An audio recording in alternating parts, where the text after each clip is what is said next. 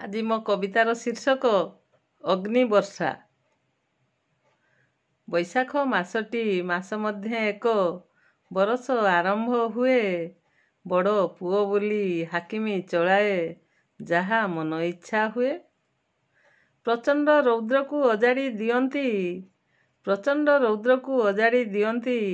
ଧରଣୀ ମା ବକ୍ଷରେ ହୁତାସନ ସମ ଜଳି ପୋଡ଼ିଯାଏ, ବୃକ୍ଷ ଲତା କାନ୍ଦୁଥାଏ। ରାସ୍ତା ଘାଟ ଧାରେ ଜଳଛତ୍ର ଧାରା ଠାଏ ଠାଏ ହୋଇଥାଏ। ତୃଷାର୍ତ୍ତର ତୃଷ୍ଣା ମେଣ୍ଟାଇବା ପାଇଁ ଶୁଷି ତଳ ନୀର ଥାଏ। କିଏ ଦେଉଥାଏ ଘୋଳ ଦହି ପୁଣି, କିଏ ସରବତ ପାଣି। ଆଖୁ ରସ ସାଥେ ତରଭୁଜ ରସ, ଆଖୁ ରସ ସାଥେ ତରଭୁଜ ରସ। କିଏ ଦିଏ ଟଙ୍କ ତୋରାଣି। ହାତେ ଛତା ଜୋତା ଗାମୁଛାକୁ ଓଦା, ହାତେ ଛତା ଜୋତା ଗାମୁଛାକୁ ଓଦା। ମୁଣ୍ଡ ପରେ ଟୋପି ଥାଏ, ପାଣି ବୋତଲକୁ ଧଳାର ପୋଷାକ ସୂତା କପଡ଼ାରେ ହୁଏ।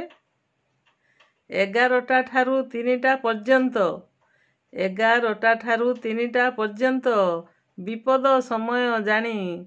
ରାସ୍ତା ଶୂନ୍ ଶାନ୍ କେହି ନ ଭ୍ରମନ୍ତି, ରାସ୍ତା ଶୂନ୍ ଶାନ୍ କେହି ନ ଭ୍ରମନ୍ତି। ଅଂଶୁଘାତ ହେବ ଜାଣି, ଅଂଶୁଘାତ ହେବ ଜାଣି। ସତେକି ବର୍ଷୁଛି ଅଗ୍ନିର ବରଷା, ସତେକି ବର୍ଷୁଛି ଅଗ୍ନିର ବରଷା।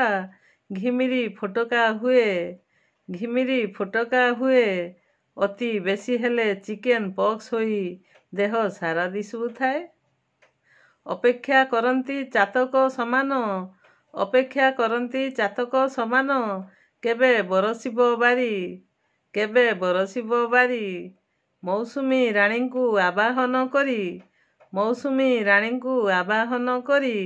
ଯିବା ଅଗ୍ନିବର୍ଷା ତରି, ଯିବା ଅଗ୍ନିବର୍ଷା ତରି। ଧନ୍ୟବାଦ।